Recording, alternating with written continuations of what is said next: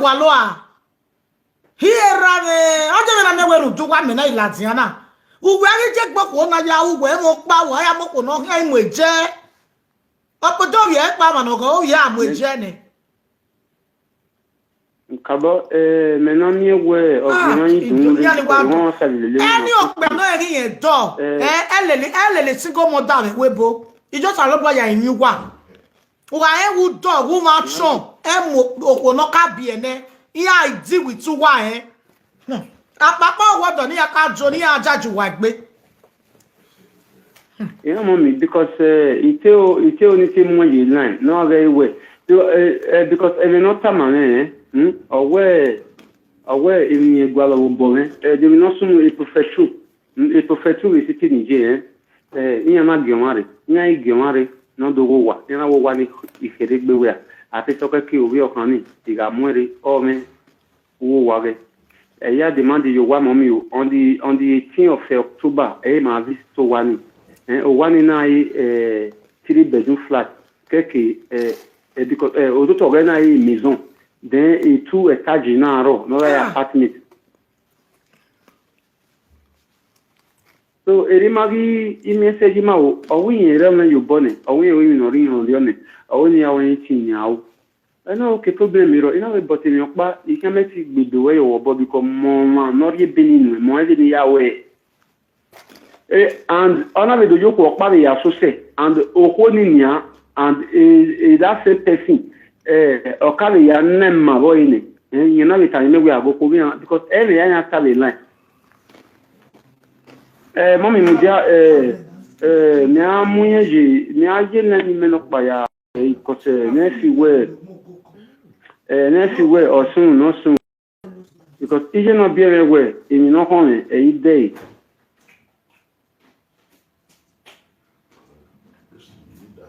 so erimagi message ma Riba me se mommy Deni mo ba.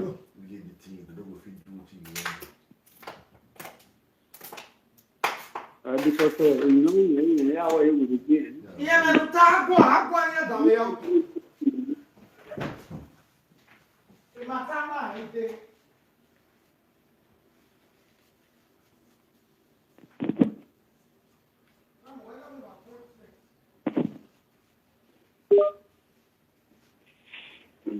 Hello.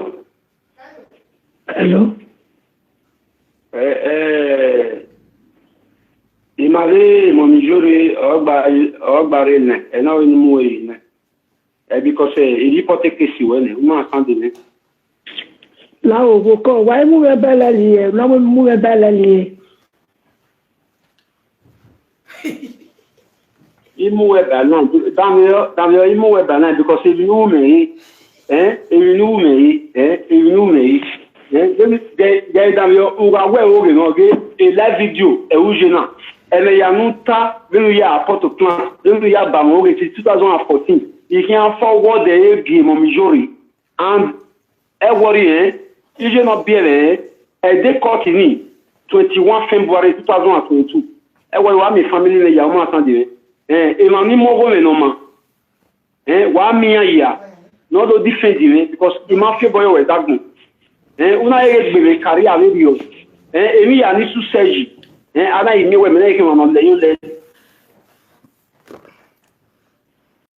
Hello sister. So go hello mama. Hello mama, ti weje. Hello mama. Hello. Wa talk pe mama. Kaje la de o.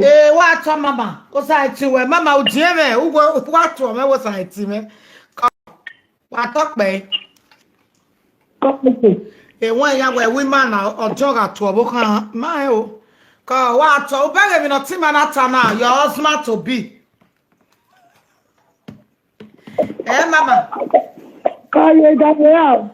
O bere mi no ti ma ta mama, we mu yare o tie police ni e. Mama, I'm a police now. I'll be one of our own. I want to police now. You want to use your boy at the police in the give bay. I'm a police now. You never phone me at the police now.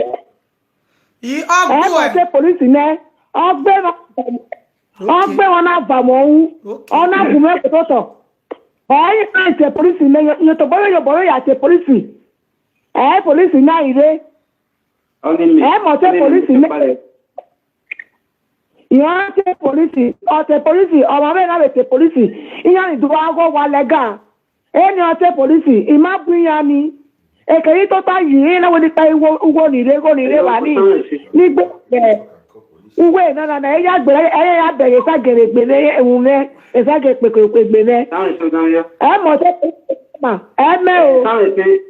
sáwọn èsì la mo fún ní bàbá mọ́ because ìmọ̀tún yìí náà. Oko wele gbe mo ma be bai. Eh no sabe se no mu bai na. Ma, ai no sabe se. Hello sabe. Ai no sabe se. Mami, ọmọ náà wúyẹ mọ́ máa bàbá wẹ́. Ovira no. Hello, AJ. Nuwe ke wa be ona uwe wi ato gbalegbe nu e. Okay. Wa brother we na be gbe be ba kam kwa ka igboko be webo. Wa ko ni na me karata nu wa pa wa ko no la ku gbe me no wa si ahe. Ah wa se no na gbe wa gboko le boti police. E be nu we se. Abe gboko be webo a. Mo ya gboko ri egu uje egu wo pa. Mama, ni ya o o ke gbe ne iya gbegwe ne police re gbegwe ne. O bele ti to bele le gbe ne won o so pe ko do fi re ko ma keke. Nena ne egbe no egbe ime me di ku popo yakia ku popo me yakia. O go gbe dai o ya agbe ne. Ito bele le gbe ne o ya agbe ne. Iya agbegbe ne ọgbẹ́ rẹ̀ bẹ̀rẹ̀ ní náà kẹ́ ìgbè ní àwọn ìgbè ní àwọn wà ọgbẹ́ ìgbè tó yọrọ ìgbè náà jọ́nà gbèdò àgbẹ̀rẹ̀ ègè ó gbogbo ẹ̀yà gbọ́ náà bùrọ̀ ẹ̀kọ́ yẹ náà bùrọ̀ yọ̀rọ̀ ẹ̀gbẹ́ ìrẹ́ ìbọn ẹ̀pẹ́ ìtọ́gbẹ́ ọ̀gbẹ́ wà ní ẹ̀ iye nìdó agọ́ wà nìdó akẹ́kọ̀ọ́ wà lẹ́gà ìgbà yẹ yàgà ọ̀tọ̀ ẹ̀yìn náà mi wọ́n nípa ìwọ nìyẹn police re mami ai mo se police na o ai me mami wa to pe la wa gbe o won we left na me mi a gbon wa mi ọmọ na mi we owari gbe ile eyin ezo logu la mo mami jore ya forward ebino ya protocol ya forward egwe nutie Ogo na we si 2014 awe gbie awe de gbe eyi àwọn ayan awe na repie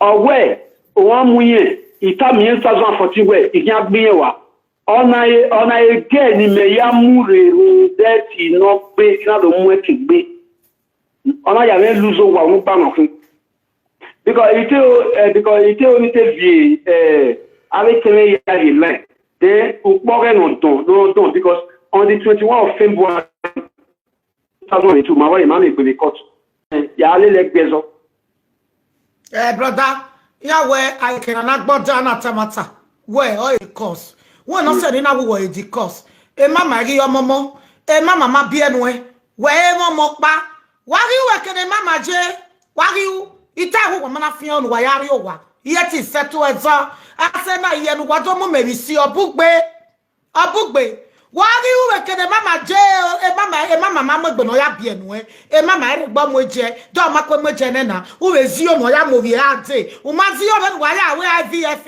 o be ne mama ya bi enu o ma zi ye brother wa yo be fefa we agomegu we gun wọ́n ní támà wẹ̀ náà ẹ̀ tí wọ́n ti mú wa wọ́n sọ̀rọ̀ mọ́ná mọ́kò bọ̀ wẹ̀ lórí ẹ̀ mama kegbe dẹ́nu nu kwa lọ́wọ́ kẹ́ni mama jẹ́ I 7 years different ẹ̀ mama ya dín wẹ̀ dẹ́nu nu kwa lọ́wọ́ kẹ́ mama jẹ́ ìwú ìjọ támà wẹ̀ nu wẹ̀rì yẹ mama ma hàn ẹ̀rọ támà wẹ̀ nu wẹ̀rì yẹ mama ma hàn now why are you crying so a family where don't start DJ kesu wa we mama we January Oh, you are a disgrace, brother. You are a disgrace for you to carry your mama put for house. You are a disgrace. You are the cause of this problem. Stay away from mama. Stay away from mama. Why stay away? Why if I would have been to was set on the dad or why just all your separated buwa? Okay? Why just all your separated buwa? Mama la wo. Hey lele boy na. Okay, then work be la wo. La where you going man cause I to be a biene. A boy na one mokba. Stay away from this boy. He just allow by in your way. He just oba no react more with on doja in your way, mama. Why did they second oije? La wo. O da o uge yeke. Le look me not here where. Help me and where dear. You know ya tion we when I. E kero ya tion we mama. La wo mama lao. Lao kere no egbe 7 years ikpolo gbe no. La wo. Lao mama lao. We no working oge why ikon. Block e phone we. E go ekun we la no ge. E brother ni what have case na wanaki. I settle Wi-Fi even a settlement to Wi-Fi why you got to egbe. Okay.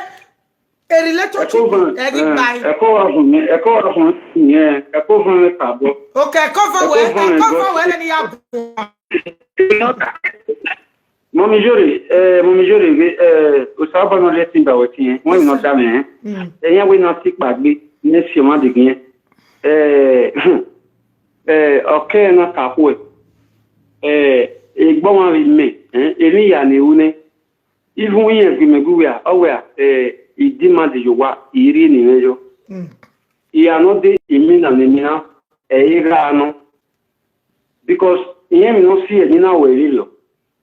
O ma te quelques image because avec Selenia, avec Selena nene, ko o ma te quelques image we, egbe kina ni try life ni, il ma ni vio yi structuré, il ma ni rijo gona. An do bo mi we u ko ni ma wa lo yaji. Il vient ridun. Il vient à Jowa. Or, c'est que, n'a we, on va faire l'idée à mon wanian. Il y a les filles, il y a bien, il y a beaucoup.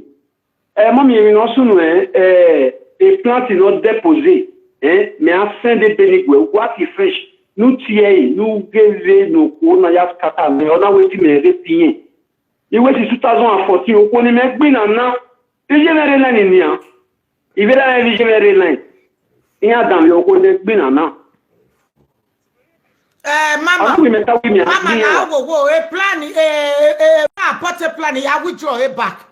I withdraw it back, Mama. Who is mommy, dans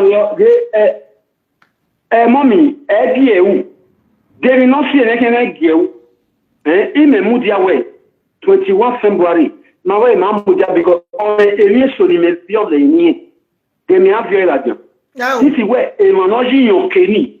Et manager yon Kenny. On a mis à ouais, il y a un lien de dépôt. Il y a ce cette bien. On a dit qu'on est bon les côtes. Because on est héros et because on a, et vous m'en a, on a y s'en fout, mais mon bon. Il m'y ouais, il dit ma j'ai big apartment ciné. Il ouais, il y a un petit terrain. Il y en a ouais. Gẹ́gẹ́ maya pa ewe oga zo piare yiki egbo ina ro tama ewe oga abe pack your load give me chance mo ma no we dewe mo ma no control ka viwe mo bu we be MDPH okay nu we ya fun ami e supplémentaire ou miere ka be e 903 euros awa ina doran. On a gagné on va 3-4 pays il va voir il a copié pédé où il va voir agua medeo wa il y a la vidéo I'm coming what 10 minutes me I'm coming brother we va agua mama